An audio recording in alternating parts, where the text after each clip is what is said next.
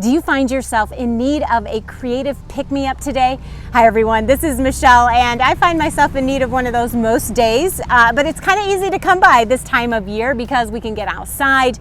That of course is a natural mood boost, and there's so much in abundance right now at this time of year. Then when we can combine nature with the things we can be doing with our own two hands, it's always a win-win. Today I'm harvesting the wild raspberries are in season, and it's normally the berry that gets all the glory, and of course very delicious, so nutritious, good for us, but it's also the raspberry leaf that I want you to take notice of, because that too can be harvested. If you're a tea drinker, you'll probably notice all kinds of different raspberry leaf tea blends that are available at the store. Well, this time of year you can take matters into your own hands, harvest a nice batch of these leaves, and be brewing your own tea blends all throughout the year. Easy to harvest. I always try to harvest the younger, more tender leaves. They have the most flavor. You start to get too far back into those larger, tougher leaves, not quite as flavorful.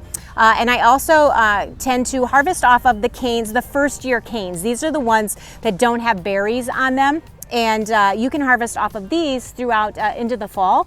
If you're harvesting off of the ones that have berries on them, after those berries are gone, those leaves are going to start to die back. So you want to avoid harvesting those. They're not going to be as flavorful. And then what you do is you get a nice batch and you're just going to dry them out. You can dry them in a dehydrator, which is what I like to do because I can dry them quickly, and then I can start using them quickly. You could also just let them dry naturally, put them in some bundles and hang them to dry, put them in some brown paper bags. You could also do a really low heat oven to speed the process along, but so easy to do. And then you take about a couple teaspoons of the dried leaves to make a cup of tea. You can adjust that, the strength of it, depending on how much flavor you want, how much steeping time.